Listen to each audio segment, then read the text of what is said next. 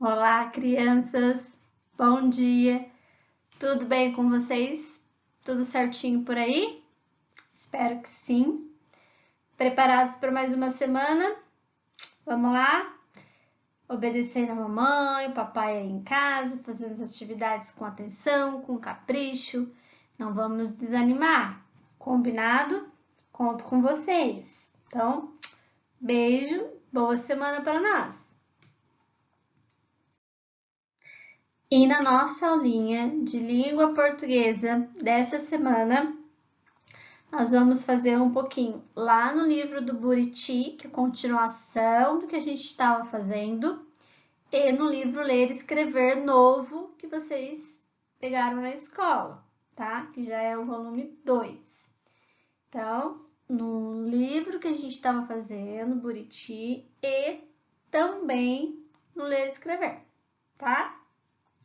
Nós vamos continuar aí a nossa aula, né, sobre o aumentativo e diminutivo, né, que são as palavras escritas. Quando a gente lê ou escreve, a gente percebe que essa palavra ela está querendo dizer, né, que aquele objeto está no aumentativo ou no diminutivo, conforme a gente escrever ou ler. Nós vimos alguns exemplos, né, semana passada. Agora nós vamos continuar vendo aí lá na página 171, que vocês vão fazer agora para tia no aumentativo, que nós temos aí o desenho do macaco e o macacão. Macaco é a palavra, né, no seu grau normal, né, na forma primitiva. E o macacão no aumentativo. E aí você vai fazer o mesmo com as palavras que estão aí. E nós temos leão, girafa, peixe, rã, urubu e minhoca. Então você vai passar essas palavras para o aumentativo. Aí, ó, e as palavras, né, que com terminações que indicam tamanho grande, estão no aumentativo. Então, geralmente é com ão no final, né? O A, o O e o tiozinho em cima. Tem aquele acento que parece uma minhoquinha em cima. Então, esse é o ão, né? Quando você for escrever macacão, esse ão, a gente vai precisar do A, do O e do tiozinho em cima, tá bom? E sublinhe aí no número 6 as palavras que estão no aumentativo. Então, você vai passar um risquinho embaixo das palavras que estão no aumentativo. Então, você vai ler a frase, ou pedir para alguém ler, você vai falar, essa palavra está no aumentativo. Daí você vai lá e vai riscar embaixo, né? Por exemplo, lá, na letra A, que dentão, nem parece dente de leite. Qual palavra aí dessa frase está no aumentativo? Você vai lá e risca lá para mim. E assim você vai fazer com as outras frases também. Combinado? Aí nós temos aí só uma atividade, né, para não confundir. D ou T. Você vai completar com a letrinha que está faltando aí, se é com D ou com T. Simples? Aí na outra página, lá nas 172 e 173, nós temos uma atividade de memória visual, que é o desafio no parque. Então, você vai ver, né, que a Cici foi desafiada, né, a montar 2 cartazes com desenhos iguais colocados, né, exatamente nas mesmas posições. Mostre para a Cici as figuras que ficaram fora de lugar escrevendo o nome de cada uma delas. Então, você vai observar essas duas imagens, a de cima e de baixo, que tem vários objetos aí, né? Várias figuras. Aí você vai ver qual delas que saiu fora do lugar, que não está no mesmo lugar. Aí você vai escrever o nome delas aí. Depois, escreva o nome dessas figuras no diminutivo e depois no aumentativo. Então, você vai procurar primeiro as palavras que não estão no mesmo lugar, estão fora de ordem aí. Vai escrever o nome delas, depois vai colocá-las no diminutivo e no aumentativo, certo? Deu para entender? Então, tá bom. Tem que olhar a imagem e observar o que está de diferente e marcar a imagem que está diferente, tá? Então, agora nós vamos para a próxima atividade, que é no livro Ler e Escrever.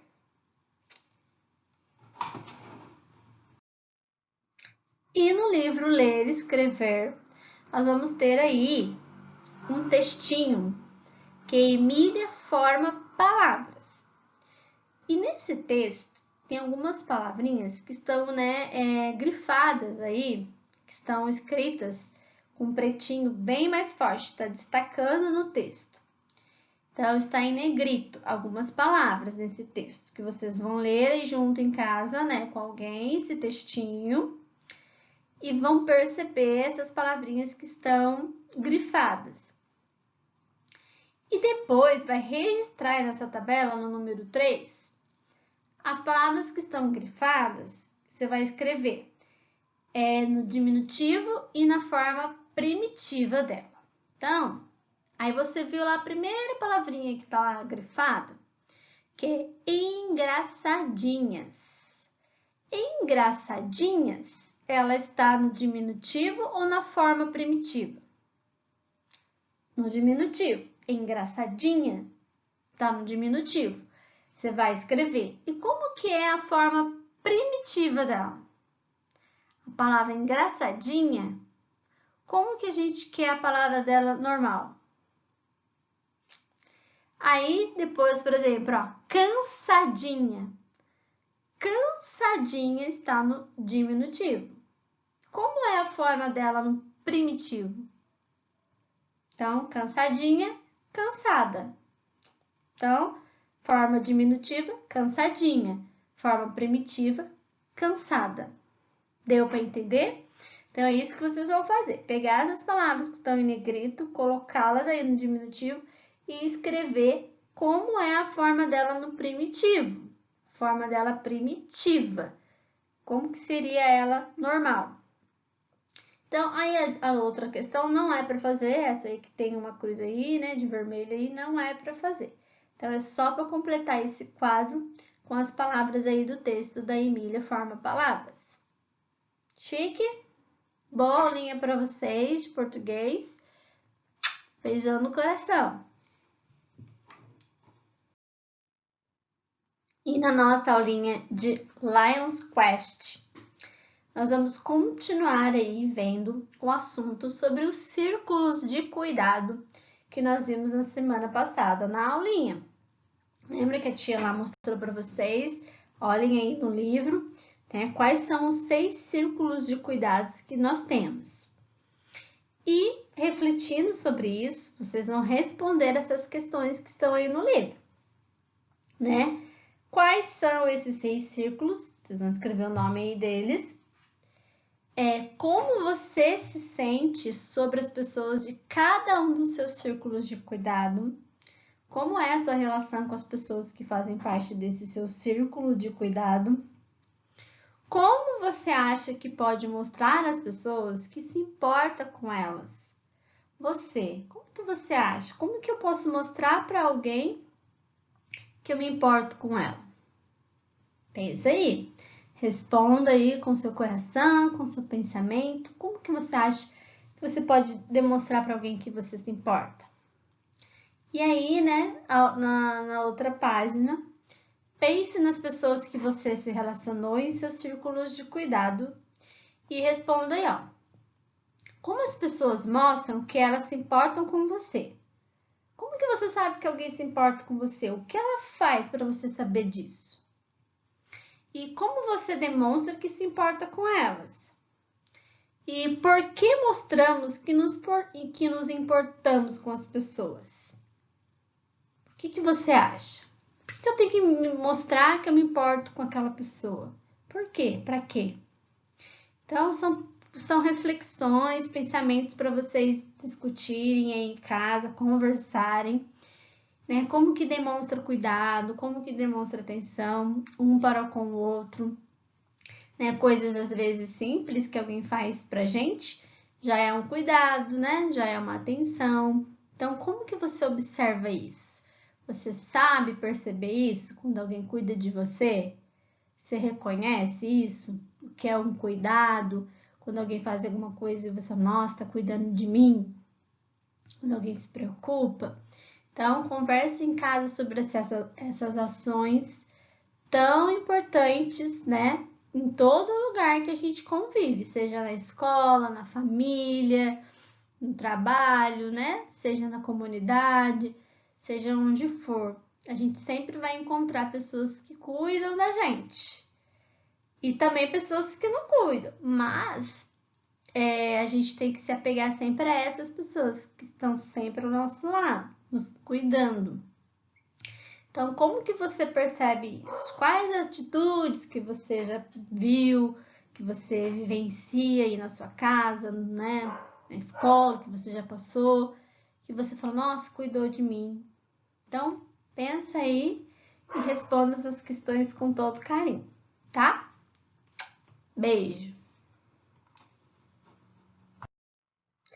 E na nossa aula de matemática, nós também vamos precisar do livro Buriti, para a gente continuar aí o nosso assunto, e o EMAI também, que é o novo livro do EMAI, tá bom? Aí nós vamos ver as situações da página 98 e 99. São situações para vocês pensarem, refletirem e aprender a fazer a continha, somando, né, várias vezes a mesma quantidade. Então, olha lá, o João trabalha em uma fábrica de tapetes em 2 períodos. Ele trabalha de manhã e à tarde. O João sempre fabrica 3 tapetes por período. Então, ele faz 3 tapetes de manhã e 3 tapetes à tarde. Então, você vai desenhar os tapetes que o João produziu no período da tarde. Então, aí já tem 3 tapetes de manhã, você vai fazer quantos tapetes à tarde? Depois tem as questões aí para vocês responderem. Quantos tapetes o João fabrica em um dia de trabalho? Um dia de trabalho dele durante a manhã e a tarde junto. E quantos tapetes o João fabrica em 2 dias de trabalho? Se em um dia ele fabrica tantos, em 2, quantos ele vai fabricar? E em 3 dias, quantos tapetes o João fabrica? Então, primeiro você tem que descobrir quantos que ele fabrica em um dia, certo? Para você descobrir em 2 e em 3 dias. Então, tem que ir fazendo sempre a mesma parcela várias vezes, certo? E aí, depois, a número 2, observe ao lado a quantidade de frutas que Annalise vendeu durante a manhã. Então, ó, durante a manhã, a Annalise vendeu essas frutas que estão aí no desenho. Tem, né, o Arnaldo que comprou, a Laura, a Juliana e a Silvana. Então, cada um comprou uma quantidade. Olha aí nas cestas, né, a quantidade que tem em cada cesta e faz as continhas aí. Aí a letra A está perguntando assim: quantas maçãs Arnaldo comprou? Então, você vai olhar lá no Arnaldo e ver quantas maçãs que o Arnaldo comprou. Quantas peras que a Laura comprou? Só olhar no desenho. E observe ao lado as vendas da Annalise no período da tarde. Depois vai responder as questões aí também. Então, preste atenção no desenho e vê o quanto que ela vendeu. Observe que nas cestas tem as quantidades iguais e você vai fazer a continha várias vezes, né? 4 mais 4 mais 4 mais 4 mais 4, repetir várias vezes aí a quantidade.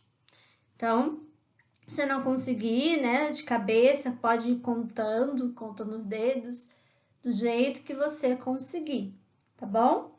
Então, esse é o processo para a gente aprender a multiplicação, tá? Saber contar a mesma quantidade várias vezes, certo? Aí nós temos mais uma atividade aí para vocês fazerem no outro livro, tá bom? E continuando aí a nossa aulinha de matemática no livro EMAI, volume 2, lá na página 53, vocês vão ver aí no parque de diversões, as crianças elas andaram, né, em duplas nos carrinhos de bate-bate. Você já viu esses carrinhos de bate-bate? Quem já andou? Né? Um carrinho bem antigo. A tia, quando era criança, ia nos parques de diversões, adorava andar nesse carrinho de bate-bate. Me dava um tranco, batia com tudo assim. E podia entrar de 2 em 2, né? Só 2 crianças por carrinho. Então, se em um carrinho cabiam 2 crianças, quantas crianças cabem em 2 carrinhos? Então, a gente vai pensar aí. Então, em cada carrinho entrava 2 crianças. Eu podia eu e minha irmã, eu e meu irmão, só 2 no carrinho. E aí, se tivesse mais outro carrinho, podia ir mais 2 pessoas. Então, em um carrinho iam 2 crianças. Em 2 carrinhos, quantas crianças que poderiam andar? E em 3 carrinhos, quantas crianças poderiam andar? E assim vocês vão preencher esse quadro que está aí para tia. Um carrinho, 2 crianças. 2 carrinhos, 4 crianças. E assim você vai seguir. 3 carrinhos, quantas crianças? Até lá no número 11. 11 carrinhos, quantas crianças? Usem desenhos. Não tenham medo, vergonha. Faça desenhos. Olha aí, a tia fez aí em cima, para vocês observarem lá. Um carrinho, estão indo 2 crianças lá naquele carrinho. Certo? Um carrinho, 2 crianças. Aí tem 2 carrinhos aí embaixo. Então, vão poder entrar 2 crianças no primeiro e 2 crianças no segundo. Quantas crianças no total? Então, estou perguntando aí, quantos? 2 carrinhos, quantas crianças? E assim vai seguindo o pensamento. Se você não conseguiu entender, só no pensamento, faça desenhos. Faça lá um carrinho, 2 crianças, 2 carrinhos, 2 crianças dentro, né? Faz pauzinho dentro do carrinho, bolinha, para você ir fazendo essa continha e entender, né? Tem 2 em cada um e você vai fazer isso várias vezes. Deu para entender? Então, chique, caprichem aí e boa aula de matemática para vocês. E na nossa aula de história, nós estamos, né, vindo estudando assim há algum tempo já, né?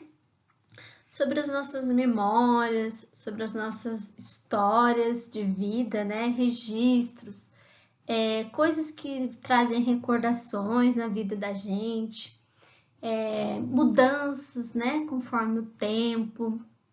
E aí tem um texto para a gente conhecer que é sobre o Museu da Pessoa, que é um museu virtual que tem como objetivo registrar a história de qualquer pessoa que queira colocar na sua vida, sua trajetória de vida.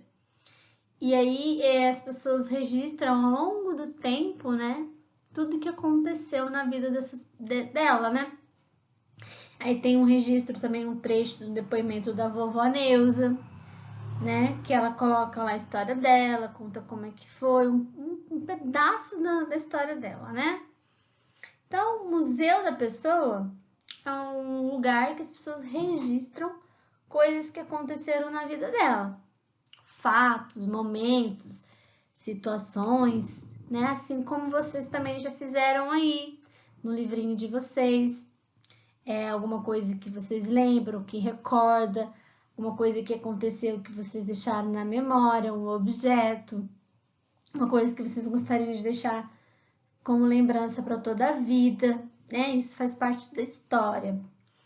E aí tem aí 3 questões para vocês fazerem, que é o número 1, o que é o museu da pessoa.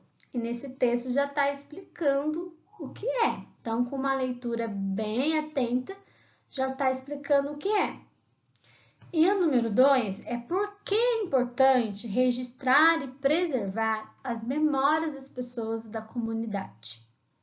Então, por que é importante registrar e preservar, né, essas memórias? Por quê? Hoje a gente sabe de algumas coisas porque alguém deixou registrado para que a gente lesse, aprendesse, conhecesse as coisas, né, como eram antes. Alguém deixou registrado para a gente saber.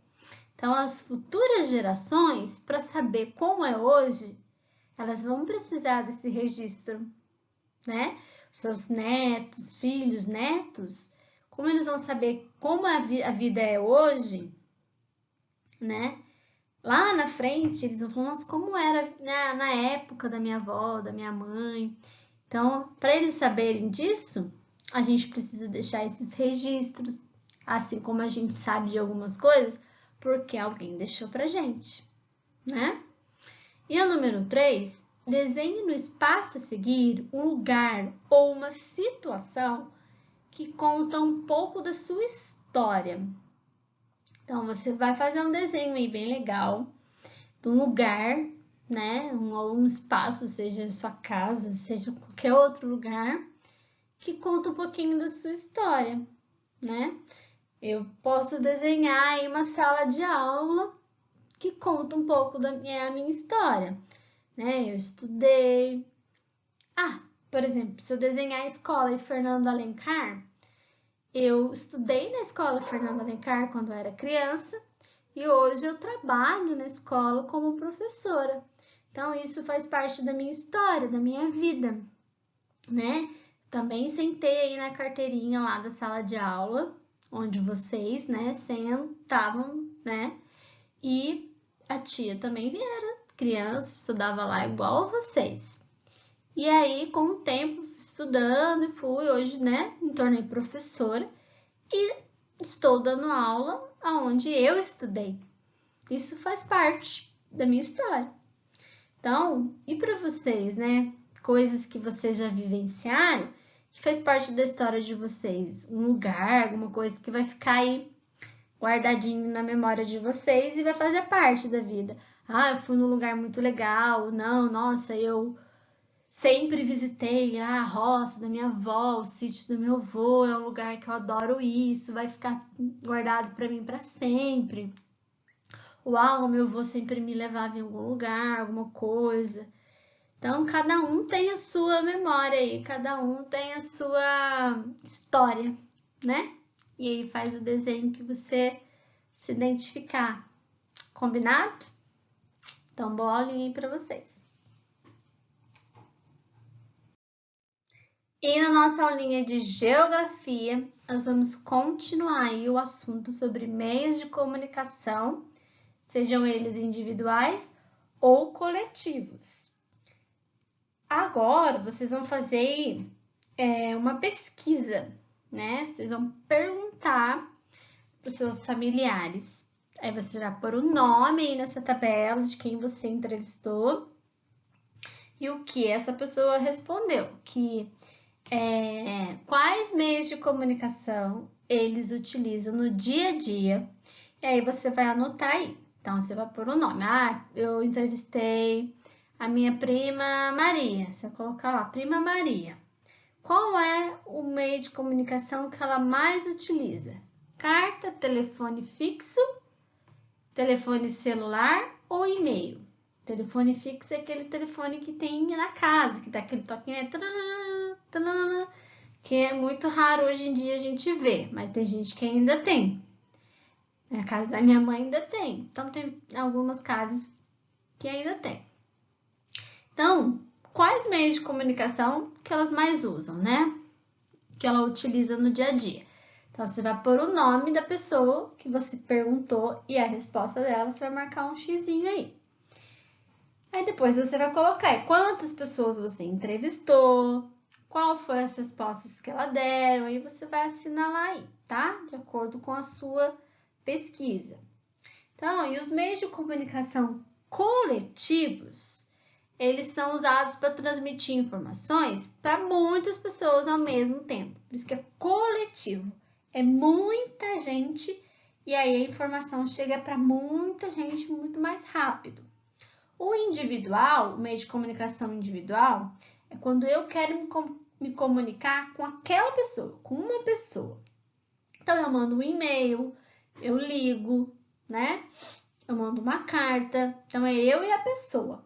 Agora, quando é um meio de comunicação coletivo, para muita gente, como que essa informação chega? Através de alguns meios de comunicação, como jornal, revista, rádio, televisão.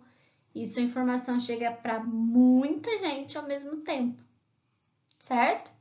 Então, esses meios de comunicação nos informam sobre os acontecimentos no Brasil e no mundo. Então, aí embaixo, no número 5, vocês vão circular as imagens que representam pessoas usando meios de comunicação coletivos.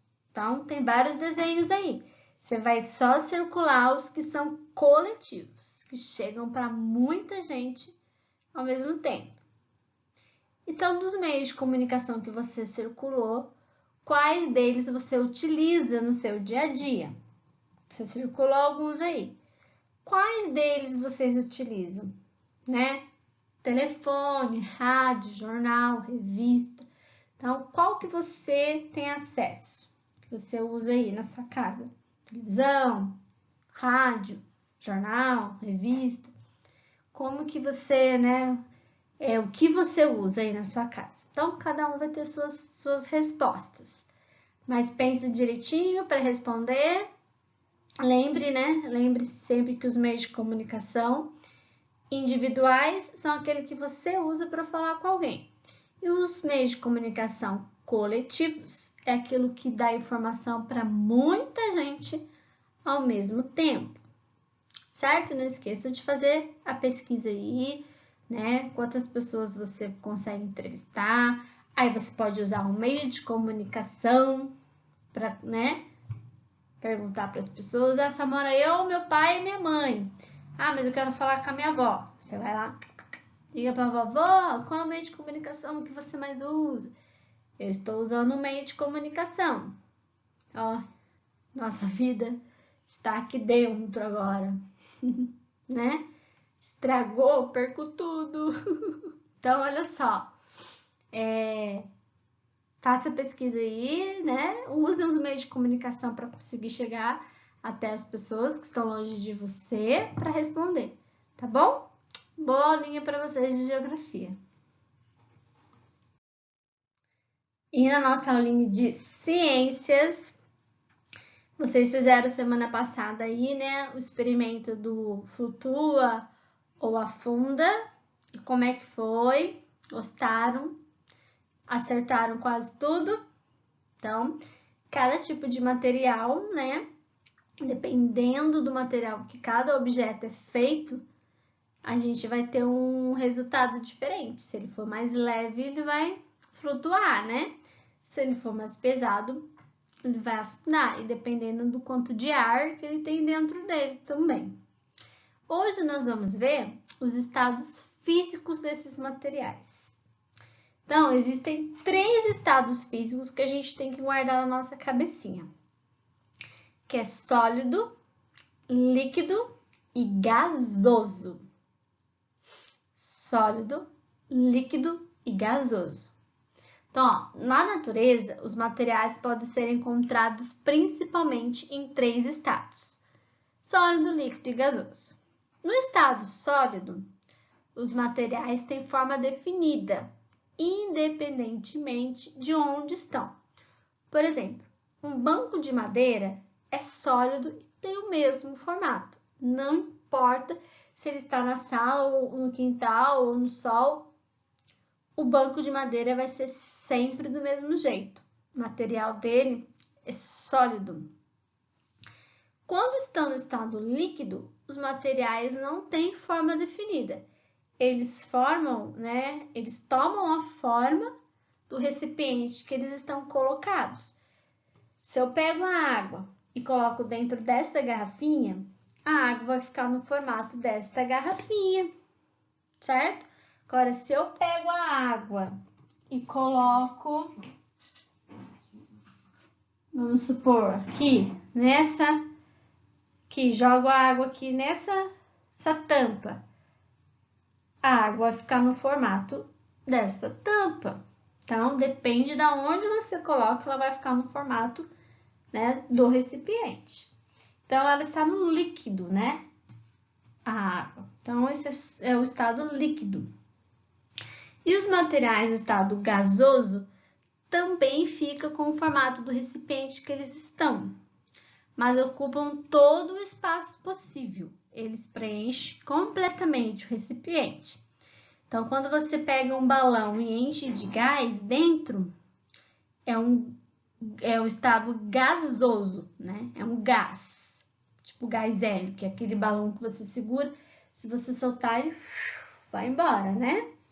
Então, até o ar que você põe dentro do balão aí está no estado gasoso, certo? Até aquela fumacinha que sai da panela quando está esquentando, né? Estado gasoso, aquele gás. É um estado gasoso. Quando você abre um refrigerante, escuta aquele barulhinho, pss, você já fez isso? E quando abre, cai tudo. Alguém já fez isso? Abriu a garrafa de refrigerante, aquele gás sai, derruba o refrigerante. Então, isso é o estado gasoso também, esse gás. Então, nós temos aí, né, algumas atividades para vocês fazerem. Pinte de acordo com a legenda.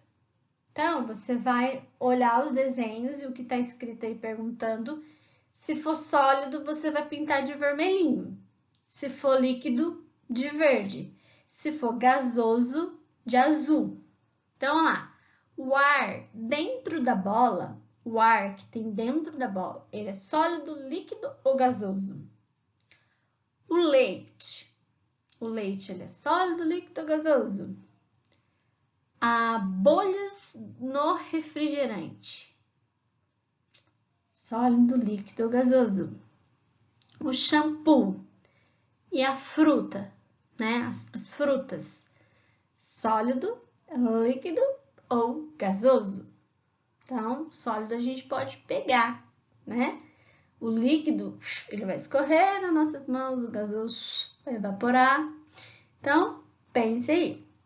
E observe a imagem a seguir e responda. Cite uma característica do material de que é feito o balão de borracha. Então, a menina está enchendo os balões aí. O balão de borracha, qual é a característica desse material? Ele é mole, resistente, ele é firme, ele é maleável, como ele é? E qual é o estado físico do ar que preenche esse balão? O ar que está dentro do balão, qual é o estado físico dele? Sólido, líquido ou gasoso? Pensa aí com carinho aí, certo? Não esqueçam essas três palavrinhas: sólido, líquido e gasoso. Sólido, ele é firme, ele é duro, né? A gente consegue pegar, consegue palpar. O líquido, a gente, né? A própria palavra já fala, ele é líquido, né? Como a água. Ele a gente não consegue pegá-lo, né? Assim, ele vai escorrer e ele vai formar, né? Ficar no formato da onde ele estiver. E o gasoso, o próprio nome já fala, gasoso, né? Quando a gente fala em gás, né? Assim, ó, quando a gente vê que aquilo ali, ele é o ar, ou ele é um gás, então, gasoso é aquilo que evapora, certo? Ele se mistura no ambiente. Então, essas três coisinhas que não pode esquecer, tá?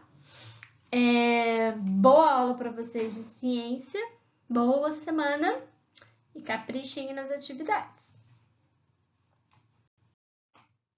obrigada. Boa aulinha para vocês. Boa semana para todos nós, né? Vamos ficar todos bem. Que Deus nos proteja, nos ajude a terminar esse ano firmes e fortes aí, com saúde, bem com a nossa família, tá? Um beijo no coração de cada um de vocês e ó, façam as atividades, não esqueçam, tá bom? Tchau, tchau!